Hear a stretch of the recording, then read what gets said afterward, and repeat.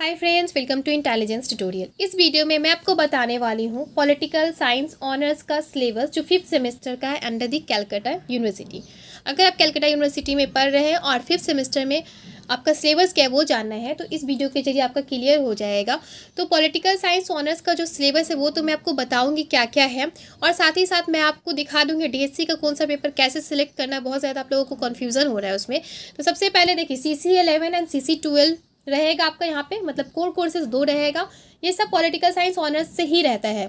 Okay, इसके अलावा जो है आपका डीएससी का 2 पेपर रहता है। डीएससी का पेपर भी टॉपिक वगैरह जो है पॉलिटिकल साइंस से रिलेटेड रहता है। मतलब कि जो AECC ability enhancement compulsory courses आप लोग पढ़े होंगे फर्स्ट सेमेस्टर में, तो इस तरीके से एबिलिटी इन्हांसमेंट कंपलसरी कोर्सेज और जीई आप सिलेक्ट करते हैं जेएनडी कलेक्टिव, तो वो सब पेपर 5th सेमेस्टर और 6th सेमेस्टर में नहीं रहता है। सिर्फ पॉलिटिकल साइंस से ही रिलेटेड ये वाला पेपर रहता है। अगर पॉलिटिकल साइंस ऑनर्स कर रहे हैं 5th सेमेस्टर में आ गए हैं तो 5th सेमेस्टर में आपको पॉलिटिकल साइंस से ही रिलेटेड पूरा टॉपिक रहेगा। ये चारों पेपर पॉलिटिकल साइंस से ही रिलेटेड है। और 6th सेमेस्टर में भी इसी तरीके से जो भी पेपर रहेगा पॉलिटिकल साइंस ऑनर्स का ही रहेगा, और अदर पेपर जो रहता है जनरल कलेक्टिव वगैरह वो हट जाता है, इसमें नहीं रहता। इतना आपको क्लियर हो गया। मतलब कि टोटल आपका यहाँ पर 4 पेपर आपको पढ़ना होगा। 4 पेपर पढ़ना होगा। कितना मार्क्स का है चारों पेपर? देखिए टोटल क्या है, 4 पेपर पढ़ना होगा। हर एक पेपर 100 मार्क्स का है। इस तरीके से हम लोग देखेंगे 400 मार्क्स का 5th सेमेस्टर में जो आपका पूरा टोटल एग्जाम होगा, टोटल मार्क्स जो होगा वो 400 रहेगा। ओके, तो यहाँ पर हम लोग क्या करेंगे, नॉर्मली समझ लेते हैं। देखिए जो आपका पैटर्न है इसका मार्क्स वाला, जो जैसे होता था आपका 4th सेमेस्टर वगैरह में जैसे था आपका पॉलिटिकल साइंस ऑनर्स का पेपर वाला, वैसा ही सेम ही है। मैं आपको एक बार दिखा दे रही हूँ ताकि क्लियर हो जाए जिन्हें डाउट होगा। और जिन्हें डीएससी पेपर में डाउट है तो स्किप कर सकते हैं वो वीडियो, यहाँ से डीएससी वाला जहाँ से मैं बता रही हूँ वहाँ से आप देख सकते हैं।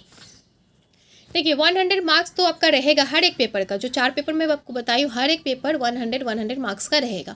अब 100 मार्क्स को किस तरीके से रिवीजन किया गया है, देखिए डीएससी का पेपर का बात हो चाहे सीसी का हो, पेपर का डिवीजन सेम है, अलग नहीं है, तो इसमें कन्फ्यूज़ नहीं होना है। 65 मार्क्स जिस तरीके से आपका जो है लास्ट में एग्जाम होता था जाकर आपका अलग सेंटर में जो पड़ता है 65 मार्क्स का, उसको 3 पार्ट्स में डिवाइड किया गया है। जैसे कि आप जानते होंगे 4th सेमेस्टर भी दिए होंगे तो आपको पता होगा 15 मार्क्स का होता है, और ये 30 मार्क्स का ये लॉन्ग क्वेश्चन रहता है, और ये वाला भी लॉन्ग क्वेश्चन रहता है। कैसे लॉन्ग क्वेश्चन रहता है देखिए, यहाँ पर तो सबसे पहली बात ये वाला शॉर्ट क्वेश्चन रहता है 1 × 15, और ये 30 मार्क्स वाला जो है 15 मार्क्स का 2 क्वेश्चन रहता है, और यहाँ पे 10 मार्क्स का 2 क्वेश्चन रहता है। ओके, तो टोटल मिला के कितना हुआ, 65 हुआ। इतना ज़्यादा मैं इसको एलिब्रेट नहीं करूँगी क्योंकि ऑलरेडी आप लोगों को ये पैटर्न पता है और सेम ही पैटर्न है। देखिए यहाँ पे 35 मार्क्स जो है वो कॉलेज देता है आपको, कॉलेज जैसे कि अटेंडेंस वगैरह पे और अलग ट्यूटोरियल वगैरह जो कराता है उस पर। CC11 का जो है, CC11 में क्या पढ़ना है, CC11 में western political thought and theory 2 पढ़ना है। तो क्या इसका पेपर भी सिलेक्ट करना है, इसमें भी कुछ ऑप्शन है? नहीं, ये CC11 एंड CC12 जो है वो दोनों को ही फिक्स्ड कर दिया गया, वो सबको ही पढ़ना है। डीएससी वाला में आप लोगों के पास चॉइस है कि आप लोग जो चूज़ करना चाहते हैं, जो सिलेक्ट करना चाहते हैं वो सिलेक्ट कर सकते हैं। कौन सा सिलेक्ट करेंगे, मैं आपको चारों पेपर भी दिखाऊंगी, चारों पेपर का सिलेबस भी दिखाऊंगी जो ऑफिशियली कैलकाटा यूनिवर्सिटी ने दिया है। और मैं ये भी बता दूंगी कि आपको कौन सा पेपर सिलेक्ट करना चाहिए। जिन्हें कुछ भी नहीं समझ में आ रहा है कि क्या करें नहीं करें, तो वो कौन सा पेपर सिलेक्ट करेंगे उनके लिए ज़्यादा बेस्ट रहेगा, और क्यों बेस्ट रहेगा वो मैं आपको डीएससी वाले पेपर में बता दूंगी। सबसे पहले CC11 का क्या सिलेबस है वो मैं आपको दिखा दे रही हूँ। Western political thought and theory का क्या सिलेबस है, ये वाला सिलेबस तो आप इजीली डाउनलोड भी कर सकते हैं। तो ऑफिशियली आप देखे होंगे यहाँ पे देखिए सेमेस्टर 5 का आपका सिलेबस दिया गया है। आप चाहे तो एक साथ भी पूरा सिलेबस डाउनलोड करके रख सकते हैं। तो इसका जो है आपको ऑफिशियली मिल जाएगा, कलकत्ता यूनिवर्सिटी में जाकर जाइएगा वेबसाइट पे तो वहाँ से डाउनलोड कर सकते हैं। Okay, western political thought and theory, यहाँ पर देखिए PLS CC5 and 11th and TH and TU, ठीक है। PLS मतलब political science, A means honours, CC means core courses, और 5 मतलब कि 5th सेमेस्टर, और 11 मीन्स CC11 का ये है, और TH एंड TU मीन्स होता है कि थ्योरी भी है ट्यूटोरियल भी है, ठीक है। ये वाला जो है आपको मैं बता रही हूँ, तो यहाँ पे आपका जो CC11 है उसको दिखाना चाह रही हूँ कि ये CC11 का आपका पेपर है। Okay, western political thought and theory 2 है, 5th सेमेस्टर यहाँ लिखा हुआ है। 2 मॉड्यूल है आपका, जिस तरीके से रहा करता था 4th सेमेस्टर में वैसे ही है। 2 मॉड्यूल है यहाँ, मॉड्यूल 1 एंड मॉड्यूल 2, ठीक है। मॉड्यूल 1 में भी देखिएगा यहाँ पर 1 2 3, यहाँ पे 4 5 6 7 इस तरीके से दिया गया है। जो आपका western political thought and theory है मॉड्यूल 1 का, उसका बहुत सारा वीडियो जो है वो बना हुआ है। Bentham, utilitarianism, John Stuart Mill, views on liberty and respective government, ये सब जो आपको पढ़ना है, इसमें से जो इंपॉर्टेंट टॉपिक है उसका बना हुआ है वीडियो। तो उसका प्लेलिस्ट का लिंक मैं आपको दे दूँगी डिस्क्रिप्शन में, वहाँ से चेक कर सकते हैं। हेगल का जो आइडिया है उसके ऊपर ये बना हुआ है। और थैंक यू कि आप लोगों ने बहुत लाइक किया हेगल का जो आइडिया था स्टेट के ऊपर, और बहुत अच्छे अच्छे कमेंट आए हैं उस वीडियो में। तो थैंक यू कि आप लोगों ने लाइक किया और साथ साथ शेयर भी किया अपने फ्रेंड के साथ। टी.एस. ग्रीन, फ्रीडम, ऑब्लिगेशन, ये सब आपको पढ़ना है। ये आराम से अच्छे से पढ़ पाएंगे, बस आप इसको एक प्लानिंग के साथ चलेंगे तो पढ़ पाएंगे। ओके, कोशिश करिए कि एक दिन में एक टॉपिक तो कंप्लीट हो ही जाए, 2 टॉपिक एक्स्ट्रा में करें ताकि कभी अगर कुछ प्रॉब्लम भी आए तो आपका बैलेंस में चले। तो इतना आपका है मॉड्यूल 1 एंड मॉड्यूल 2। अब आपको मैं दिखा दे रही हूँ जो CC12 है। तो CC12 में जो है आपका वो है पॉलिटिकल सोशियोलॉजी। पॉलिटिकल सोशियोलॉजी पढ़ना है और पॉलिटिकल सोशियोलॉजी पढ़ना है। तो पॉलिटिकल सोशियोलॉजी में भी आपका ये फिक्स्ड है, ये चेंज नहीं हुआ है। CC12, CC11 फिक्स्ड है। मैं बार बार बोल रही क्योंकि बहुत सारा कमेंट आ रहा है क्या CC11 भी डिफरेंट है। नहीं, सिर्फ DSC का पेपर में चूज़ करना है। पॉलिटिकल सोशियोलॉजी जो है CC11 एंड CC12 वो सभी को पढ़ना है, उसमें आप कोई चेंजेस नहीं कर सकते हैं। चलिए CC12 का सिलेबस देख लीजिए क्या। तो पॉलिटिकल सोशियोलॉजी का यहाँ पर आप आसानी से देख सकते हैं क्या दिया गया है CC12 का सिलेबस। मैं कोशिश करूँगी कि इसका जो PDF का लिंक है वो भी आपको दे दूँ डिस्क्रिप्शन में, ताकि आपको प्रॉब्लम ना हो ये डाउनलोड करने में। ओके, देखिए यहाँ पे मॉड्यूल 1 दिया गया है एंड मॉड्यूल 2 दिया गया है। तो ये सारा आपको जो है पढ़ना है CC12 में। ओके, देखिए मैं इसको पढ़ के नहीं बता रही हूँ क्या है नहीं, वो खुद से आप पढ़ सकते हैं क्योंकि टाइम वेस्ट होगा। सिर्फ मेरा यहाँ पर मेन एम ये है कि आपको समझ में आ जाएगा कि सिलेबस क्या है। अब बात आ रही है DSC की। ठीक है, डिसिप्लिन स्पेसिफिक इलेक्टिव कोर्सेज का किस तरीके से सिलेक्ट करना है और कितना आपको पेपर दिया गया है। तो DSC का आपको 2 ग्रुप दिया गया है। ग्रुप ए में भी आप देखेंगे कि यहाँ पर 2 पेपर दिया गया है। आपको 2 पेपर में सिर्फ एक ही सिलेक्ट करना है। ठीक है, और ग्रुप बी में भी आपको दिया गया है 2 पेपर, दोनों का ही डिटेल में सिलेबस भी दिया गया है ऑफिशियल वेबसाइट पे। तो वहाँ से आप देखेंगे कि दोनों का सिलेबस है, 2 पेपर है। 2 पेपर में से ऐसा नहीं कि दोनों आपको पढ़ लेना है, दोनों में से कोई एक सिलेक्ट करना है। ठीक है, कोई भी एक ये ले ले या तो ये ले ले, इस टाइप का कंसेप्ट है। अब अगर कोई ये बोलेंगे नहीं हम ग्रुप ए का ही दोनों ही पेपर लेंगे, तो ऐसा नहीं होगा। ओके, ऐसा नहीं होगा कि आप दोनों ही पेपर ले लें, ग्रुप ए ही से या ग्रुप बी ही से दोनों पेपर ले ले। दोनों से आपको सिलेक्ट करना ही करना होगा। ग्रुप ए से एक सिलेक्ट करना होगा, ग्रुप बी से एक सिलेक्ट करना होगा। देखिए इसको और भी अच्छे से समझ में आपको आ जाएगा। यहाँ से DSC का जो 5th एंड 6th सेमेस्टर का जो दिया गया है वहाँ पर जो पेपर आपको पढ़ना है वो ये सारा है। ठीक है, इसको अभी इतना ज़्यादा समझना नहीं है, ये 5th एंड 6th सेमेस्टर में इतना दिया गया है। ठीक है, यहाँ पर जो है आपका ये 4 पेपर 1 2 3 4 ये चारों पेपर 5th सेमेस्टर में रखा गया है, और ये 5 6 और ये वाला जो 7 एंड 8 ये वाला कहाँ 6th सेमेस्टर में रखा गया। ओके, तो इस तरीके से हम लोग को क्या समझ में आया कि ये वाला ऊपर वाला चारों पेपर जो है वो 5th सेमेस्टर में दिया गया है। आपको चारों पढ़ना नहीं है, आपको सिलेक्ट करना है। कैसे, देखिए DSC का जो 5th सेमेस्टर है उसमें आपको ग्रुप ए में 2 पेपर दिया है। कौन कौन सा, सबसे पहला है जेंडर एंड पॉलिटिक्स, दूसरा है आपका understanding South Asia.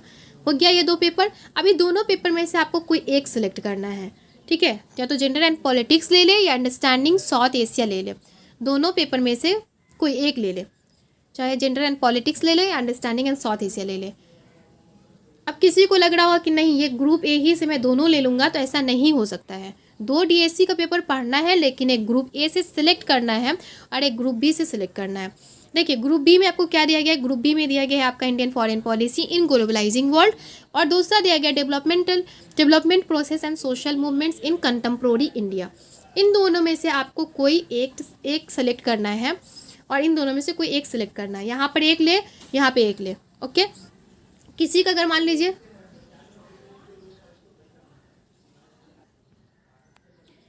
Group A से मान लीजिए किसी का क्या हो रहा है कि यहाँ पर ग्रुप ए से जेंडर एंड पॉलिटिक्स कोई सिलेक्ट किए। ठीक है, तो वो दूसरा पेपर इन दोनों में से कोई सिलेक्ट करना होगा, इन दोनों में से। तो इसमें से मान लीजिए कोई लीजिए Indian foreign policy in globalising world, तो ये हो गया।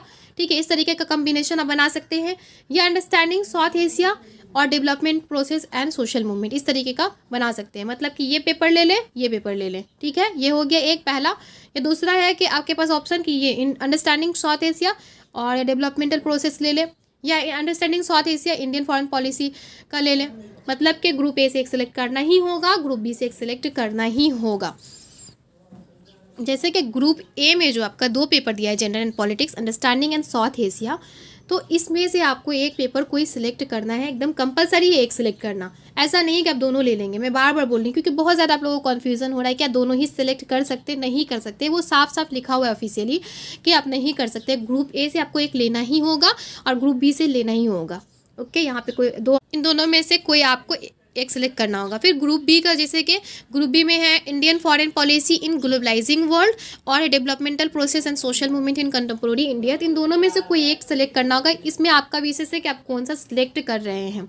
ठीक है, आप कैसे आप इसको डिसाइड करेंगे कि आपको कौन सा सिलेक्ट करना चाहिए, नहीं करना चाहिए, तो आप अपना इंटरेस्ट देख सकते हैं। किसी किसी को होता है इंडियन फॉरेन पॉलिसी पढ़ने में बहुत अच्छा लगता है, तो वो सिलेक्ट कर सकते हैं। और जिन्हें कुछ भी क्लियर नहीं है कि उन्हें क्या ले नहीं ले, समझ नहीं आ रहा है कि क्या मतलब कौन सा पेपर ले, कौन सा पेपर ज़्यादा अच्छा होगा, सभी पेपर ठीक लग रहा है या सभी पेपर तो हार्ड लग रहा है, इस टाइप का अगर किसी के अंदर कंसेप्ट है तो मैं आपको बताऊँगी कौन सा पेपर लेंगे और क्यों लेंगे, क्या उसके अंदर आपका बेनिफिट होगा उस पेपर को सिलेक्ट करने से। ओके, चलिए मैं आपको सबसे पहले जनरल एंड पॉलिटिक्स का जो है सिलेबस वो मैं आपको दिखा दे रही हूँ। ठीक है, देखिए जिनको थोड़ा भी अभी डाउट बचा हुआ कि क्या ये सही है नहीं है, डीएससी का ग्रुप ए ग्रुप बी से सिलेक्ट करना है भी है या नहीं, ये देखिए ऑफिशियली जो आपका दिया गया सिलेबस उसका आप जाइएगा 19 पेज नंबर में।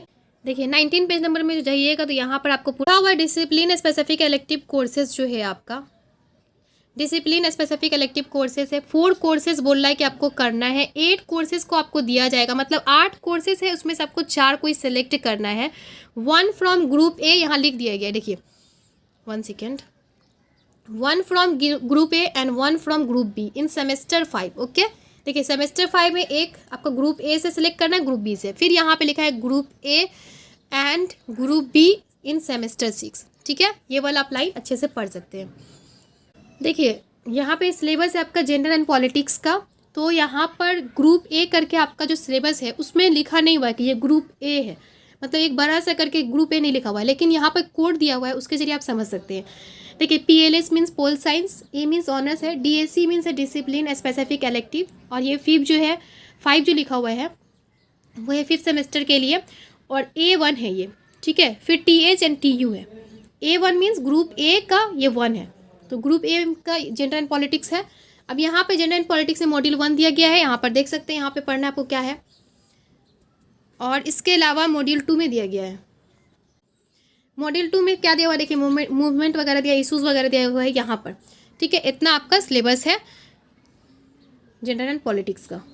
ये ग्रुप ए का ही, ग्रुप ए यहाँ पे देखिए, यहाँ पे देख सकते हैं ग्रुप ए है, यहाँ पर A2 लिखा हुआ है। ठीक है, ग्रुप ए का ही यहाँ पे अंडरस्टैंडिंग साउथ एशिया है, जो मैं आपको उससे पहले दिखाई पेपर जनरल एंड पॉलिटिक्स, वो या तो ये ले अंडरस्टैंडिंग साउथ एशिया, इसका मॉड्यूल 1 एंड मॉड्यूल 2 है।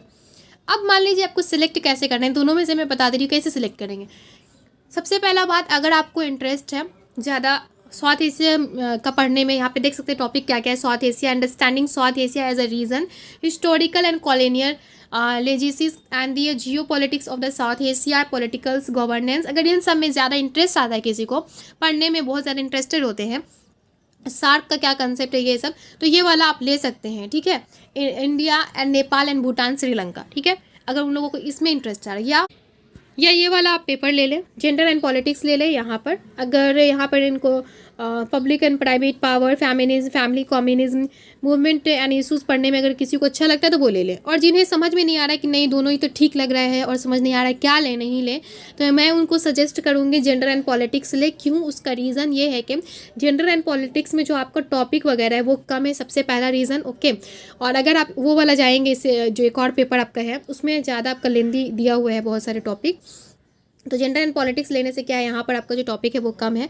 और साथ ही साथ ये जल्दी से कवर हो जाएगा। वो थोड़ा लेंदी है वो वाला सिलेबस, अगर किसी को इंटरेस्ट है वो वाला लेने में और वो सब टॉपिक में इंटरेस्ट है तो वो ले सकते हैं।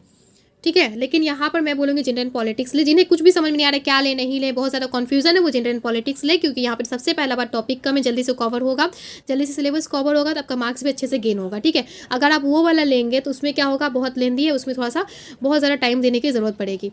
ओके, आई होप कि क्लियर हुआ होगा कौन सा पेपर आपको लेना है। तो ग्रुप ए में से दोनों में से कोई एक लेना है, या आप चाहे तो अंडरस्टैंडिंग साउथ एशिया ले सकते हैं जिन्हें ज़्यादा इंटरेस्ट है। वैसे मैं बोलूँगी जिन्हें बहुत ज़्यादा कन्फ्यूजन है वो तो जनरल एंड पॉलिटिक्स ही ले। ठीक है, यहाँ पर भी अगर आप लेना चाहेंगे देख सकते हैं, यहाँ पे कितना मतलब कि इसका जब आप कवर करने जाएंगे तो ये और भी ज़्यादा लेंथी होता जाता है। ठीक है, पढ़ने को तो पढ़ सकते हैं, लेकिन जिन्हें ज़्यादा कन्फ्यूजन है वो जेंडर एंड पॉलिटिक्स ले। मैं अगेन बोल रही हूँ, जिन्हें अगर इंटरेस्ट है अंडरस्टैंडिंग साउथ एशिया में तो वो ले सकते हैं इस पेपर को, लेकिन यहाँ पर आपका जो कवर करते करते बहुत टाइम लग जाएगा। अब बात आता है ग्रुप बी का। ठीक है, ग्रुप बी में सब क्या सिलेक्ट करेंगे। ग्रुप बी देख ले, यहाँ पे ग्रुप बी है, यहाँ पे B1 लिखा हुआ है। ठीक है, DSC B1, B means group B है ये 1, ग्रुप बी का 1। यहाँ पे Indian foreign policy in a globalising world है, जिसमें मॉड्यूल 1 एंड मॉड्यूल 2 यहाँ पे दिया गया है। इतना सिलेबस है आपका, स्क्रीनशॉट लेके रख ले या तो डाउनलोड कर ले सकते हैं सिलेबस को।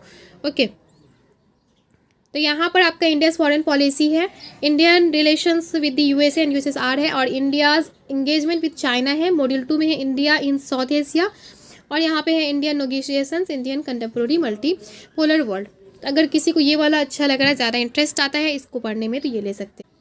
यहाँ पर है डेवलपमेंटल प्रोसेस सोशल मूवमेंट इन कंटेम्प्रेरी इंडिया, जिसमें मॉड्यूल 1 है और यहाँ पे मॉड्यूल 2 भी दिया गया है। तो मॉड्यूल 1 में यहाँ पे आप देख सकते हैं कि कितना यहाँ पर आपका सिलेबस है, यहाँ पे मॉड्यूल 2 में ये वाला आपका सिलेबस है। ठीक है, इतना सारा आपको दिया गया है। तो जिन्हें इंटरेस्ट लग रहा है कि नहीं सोशल मूवमेंट वगैरह ज़्यादा पढ़ने में अच्छा लग रहा है, तो वो कर सकते हैं। और जिन्हें कन्फ्यूजन, देखिए असल में होता है क्या है कि 5th सेमेस्टर में जब आप आते हैं तो आपको क्या होता है कि आप तो ये वाला पढ़े नहीं है सिलेबस। ठीक है, हल्का फुल्का आइडिया है, किसी को लग रहा नहीं ये वाला हम पढ़ लेंगे ज़्यादा अच्छा रहेगा, लेकिन बाद में प्रॉब्लम फेस करना पड़ता है, क्योंकि आपको उतना भी नॉलेज नहीं कि आपको कौन सा सिलेक्ट करना चाहिए। जब आप पढ़ लेंगे तब पता चलेगा अच्छा यहाँ पे ये सिलेक्ट करने का ये बेनिफिट था, ये सिलेक्ट नहीं करना चाहिए था। तो मैं भी यहाँ पर भी यही आपको सजेस्ट करूँगी कि ये वाला नहीं सिलेक्ट करें, development process and social movement in contemporary India. किसी को बहुत ज़्यादा इंटरेस्ट आ रहा है कि ये वाला करना है तो वो कर सकते हैं, उसमें कोई प्रॉब्लम नहीं है, लेकिन मैं आपको पर्सनली सजेस्ट करूँगी कि ये वाला आप नहीं करें। क्यों? क्योंकि यहाँ पर जो है इसका भी सिलेबस बहुत ही लेंदी है। देखिए टॉपिक हार्ड नहीं है, सिलेबस लेंदी है। टॉपिक आप पढ़ेंगे आपको समझ में आएगा, इजीली समझ में आएगा। जब आप 4th सेमेस्टर तक आप कवर कर चुके हैं तो 5th सेमेस्टर भी आपको अच्छे से समझ में आएगा। लेकिन यहाँ पर प्रॉब्लम ये हो जाएगा आपका कि ये लेंदी है, बहुत ज़्यादा टाइम कंज्यूमिंग हो जाएगा। इसलिए मैं बोलूँगी इसका भी आप 1 ही ले, ग्रुप बी का 1 ले। मैं बोलूँगी आपको इंडिया फॉरेन पॉलिसी ले, क्योंकि इससे पहले भी आप 3rd सेमेस्टर में पढ़े होंगे इंटरनेशनल रिलेशन करके कुछ आपका टॉपिक था, पर्सपेक्टिव ऑफ इंटरनेशनल रिलेशंस आया था। तो इंटरनेशनल रिलेशंस आपका पूरा टॉपिक जो है उसमें आप देखेंगे कि बहुत सारा टॉपिक जो है वहाँ से यहाँ मैच करता रहेगा। ठीक है, बहुत सारे कंसेप्ट जो आपका वहाँ से बना हुआ है, तो ये वाला पढ़ने में ईजी होगा, सबसे पहला रीज़न। और दूसरा रीज़न ये भी है कि आपका यहाँ पर ये वाला जो टॉपिक वगैरह है वो आपका कम पड़ेगा थोड़ा। ठीक है ना, ये वाला जो आप कवर करेंगे ये पेपर में थोड़ा सा जो टॉपिक है वो कम है, जल्दी कवर हो जाएगा। ओके, ये रीज़न है। और ये सब जो है आप पहले पढ़े हुए हैं, ये दूसरा रीज़न भी है कि पहले आप ये वाला 3rd सेमेस्टर में इंटरनेशनल रिलेशन पढ़े हैं, तो वहाँ से जो कंसेप्ट आपका बना है कुछ कुछ यहाँ काम आ जाएगा। तो ये वाला आप ले सकते हैं। जिन्हें देखिए जिनको अच्छा लगा नहीं, वो दूसरा पेपर भी अच्छा लगा तो वो ले सकते हैं, उसमें कोई प्रॉब्लम नहीं है। अगर ले भी लिए तो कवर आराम से हो जाएगा, थोड़ा बहुत बस डिफरेंस है, तो उतना ज़्यादा पैनिक होने की ज़रूरत नहीं है। आई होप कि आपको क्लियर हो गया होगा क्या लेना है, कैसे सेलेक्ट करना है। जिन्हें क्लियर अभी भी नहीं हुआ होगा मैं उनको एक शॉर्ट में समरी में बता दूंगी क्या है। देखिए यहाँ पर ग्रुप ए में से मैं आपको बोली हूँ जेंडर एंड पॉलिटिक्स लेने के लिए, और ग्रुप बी में से Indian foreign policy in globalising world बोली हूँ लेने। ओके, तो मैं आपको बोली हूँ क्या, gender and politics and Indian foreign policy in globalising world. लेकिन इसका मतलब बिल्कुल ये नहीं है कि आप दोनों पेपर जो बचा हुआ है वो नहीं ले सकते, वो भी ले सकते हैं। जिन्हें इच्छा है, जिन्हें इंटरेस्ट है वो ले सकते हैं, या दूसरा अगर आपको कॉलेज की तरफ से दे दिया गया है तो वो ले सकते हैं। ठीक है, अगर आपको प्रोफेसर सेलेक्ट कर दिए हैं तो वो रहने दें और अच्छे से कवर करें, पैनिक होने की ज़रूरत नहीं है। मैं अगेन बोल रही हूँ, अगर वो भी सिलेक्ट हो गया है तो वो कर ले। जिनका सिलेक्ट नहीं हुआ वो कोशिश करें ये दोनों पेपर सिलेक्ट करने का। ओके, समरी आपका देखिए असल में है क्या यहाँ पर, जिन्हें समझ में नहीं आया, देखिए सबसे पहला बात जो आपको पढ़ना है पॉलिटिकल साइंस ऑनर्स में ऑल ओवर जो बात आया निकल के इतना ज़्यादा डिस्कशन करने के बाद, वो ये है कि आपका 5th सेमेस्टर में आपको पढ़ना क्या है। 5th सेमेस्टर में आपका कोई अदर पेपर नहीं रहेगा, पॉलिटिकल साइंस से ही रिलेटेड पेपर रहेगा। जैसा कि मैं आपको सिलेबस दिखाई होंगी तो पता चला होगा, जो टॉपिक वगैरह है सारा का सारा पॉलिटिकल साइंस से ही रिलेटेड है। इसलिए CC11 CC12 आपका दिया हुआ है कोर कोर्सेज, DSC का भी 2 पेपर पढ़ना है, तो 4 पेपर आपको टोटल पढ़ना होगा 5th सेमेस्टर में। इसके अलावा अदर कोई पेपर नहीं पढ़ना होता है, जेंडर इलेक्टिव या एबिलिटी इनहेंसमेंट कंपलसरी कोर्सेज नहीं पढ़ना होता है। ओके, यही 4 पेपर पढ़ना होता है। इसी का एग्ज़ाम होता है 400 का, जैसे कि 65 जो है वो आपका लास्ट में एग्ज़ाम होता है, और 35 का कॉलेज के अंदर ही होता है, मतलब इंटरनल समझिए वो एग्ज़ाम होता है। आई होप कि आपको क्लियर हो गया होगा। अगर अभी भी डाउट है कि क्या है नहीं है DSC, या कोई भी अदर डाउट है 5th सेमेस्टर सिलेबस से रिलेटेड, तो आप कमेंट करके पूछ सकते हैं। Tips to score good marks. आप 4th सेमेस्टर तक तो एग्ज़ाम दे दिए, लेकिन क्या इस टिप्स को फॉलो किए? क्योंकि मैं इससे पहले भी अपने वीडियो में बताई हुई हूँ, और इसके ऊपर मैं डिटेल वीडियो भी लाऊंगी कि क्या है नहीं है और कैसे आपको करना चाहिए। ओके, एक पूरा टॉपिक के जरिए मैं आपको बताने की कोशिश करूँगी, लेकिन यहाँ पे शॉर्ट में मैं आपको बता दे रही हूँ करना। ओके, तो जो यहाँ तक पहुँचे वीडियो देखते देखते उनके लिए यहाँ पर टिप्स है, ठीक है। स्टार्टिंग में तो मैं आपको नहीं बताई थी कि tips to score good marks मैं बताऊंगी। यहाँ पे सबसे पहले ब्लू एंड ब्लैक पेन से लिखे। देखिए, अगर आप प्रोफेसर से पूछिएगा तो वो बोलेंगे नहीं नहीं कोई बात नहीं, आप किसी भी पेन से लिखे, कोई प्रॉब्लम नहीं है, अच्छा से लिखा रहना चाहिए, ठीक है। लेकिन जो साइकोलॉजी है, मेंटल साइकोलॉजी अगर आप पढ़ेंगे तो आपको पता चलेगा नहीं, इंसान का जो माइंड होता है अगर आप उसको क्लियर एंड कट चीज़ दीजिएगा तो वो ज़्यादा अच्छे से उसको अच्छा लगेगा, उसको कंसेप्ट आप दिखाना चाह रहे हैं वो देखेगा। तो इसी तरीके से blue and black pen use करेंगे तो वो अच्छा होगा। वो बोलेंगे नहीं, लेकिन इनडायरेक्टली उसमें अच्छा से अगर आपको लिखते हैं तो वो टीचर को, एग्जामिनर्स को अच्छा लगता है। जैसे देखिए, मान लीजिए एग्जांपल लीजिए, अगर आपसे कोई टीचर है, वो ठीक है रूडली बात कर सकता है, वो टीचर है, लेकिन अगर वो प्यार से बात करता है तो आपको अच्छा लगता है ना। आप बोलेंगे नहीं कि सर आप प्यार से बात करें, लेकिन अगर वो प्यार से बात करेंगे तो अच्छा लगेगा आपको। और हालांकि वो टीचर तो रूडली भी आपसे बात कर सकते हैं। तो इस तरीके से यही यहाँ पे कंसेप्ट है कि आप बोल तो वहाँ पर आपको लिखा कहीं नहीं रहेगा कि आपको ब्लू एंड ब्लैक पेन से लिखना है। आप प्रैक्टिस करेंगे तो हो जाएगा। किसी किसी का प्रैक्टिस नहीं रहता है तो ब्लू एंड ब्लैक पेन से वो बोलते टाइम उनका वेस्ट हो जाता है। जिन्हें एकदम लग रहा नहीं हो पाएगा तो कोई बात नहीं, ओके कोई बात नहीं है, क्लियर एंड क्लीन लिखिए, लेकिन कोशिश करिए कि यहाँ पे ब्लू एंड ब्लैक पेन का यूज़ करने का। जो हेडिंग है वो ब्लू से लिखिए और बाकी सारा बॉडी जो है वो ब्लैक पेन से लिखिए, या ब्लैक पेन से हेडिंग लिखे और सारा बॉडी जो वो ब्लू पेन से लिखे। मतलब दो पेन का यूज़ करने की पूरी कोशिश करें। और साथ ही साथ मान लीजिए आप ब्लैक पेन से जो हेडिंग दे रहे हैं, अंदर पूरा ब्लू पेन से लिख रहे हैं, तो बीच में अगर कुछ कंसेप्ट वगैरह आ जा रहा है, किसी थिंकर का नाम आ जा रहा है, किसी बुक का नाम आ जाए, तो उसको ब्लैक से कर दें। उससे आपका देखिएगा मार्क्स अच्छा मिलता है, ठीक है। सबसे पहला बात। और देखिए आपका क्या है, 4 क्वेश्चन लॉन्ग आ रहा है, चारों क्वेश्चंस को अटेम्प्ट करिएगा, एक भी क्वेश्चन नहीं छोड़िएगा। अगर एक भी क्वेश्चन आप अगर लेफ्ट कर दे रहे हैं, छोड़ दे रहे हैं, तो एग्जामिनर को ऐसा लगता है कि आप जो है पूरा का पूरा एक मॉड्यूल ही नहीं पढ़े हैं, तभी आप एक क्वेश्चन नहीं कर पा रहे हैं, ठीक है। लेकिन अगर आप उसको टच भी कर दे रहे हैं, मतलब कि ठीक है, अगर आपको अच्छे से नहीं आ रहा तो कुछ कुछ आप अपना ऑन बनाकर भी लिख सकते हैं, क्योंकि आप 5th सेमेस्टर में आ गए हैं, फर्स्ट सेमेस्टर में तो है नहीं, तो आपको तो आदत हो गया होगा, हैबिट हो गया होगा बनाने का, तो आप बनाकर लिख दिया करें। 4 टच करें पूरा चारों क्वेश्चन लिखे। ऐसा नहीं कि एक क्वेश्चन बहुत ही अच्छे से याद था, उसको इतना लिखे कि वो पूरा का पूरा टाइम आपका वेस्ट हो गया, ये मत किया करिए। अपना टाइम को डिवाइड करके रखिए, चाहे आपको जितना भी अच्छा से पढ़े हो, लेकिन आपको बस इतना आप माइंड में रखना है कि अच्छा ठीक है, इसको हाफ आवर में मुझे एक क्वेश्चन को कंप्लीट करना है, फिर हाफ आवर में कंप्लीट करना है दूसरा क्वेश्चन को। इस तरीके से रखेंगे। कुछ कुछ पॉइंट छूट भी जाए तो कोई बात नहीं है, लेकिन शॉर्ट करके पॉइंट लिख दे, पॉइंट छोड़े मत, शॉर्ट कर दे उसको। और उसके बाद इसमें मैं आपको डिटेल में बताऊँगी, इस वीडियो में बताऊँगी तो बहुत लॉन्ग हो जाएगा। तो यहाँ पर है ना, क्या करना है आपको, शॉर्ट करके लिख दें। ओके, इतना बात ध्यान रखें कि आप चारों क्वेश्चन को अटेम्प्ट करें। ओके, इसी में मार्क्स करता है। अगर आप एक क्वेश्चन छोड़ दे रहे हैं तो बहुत मार्क्स करता है।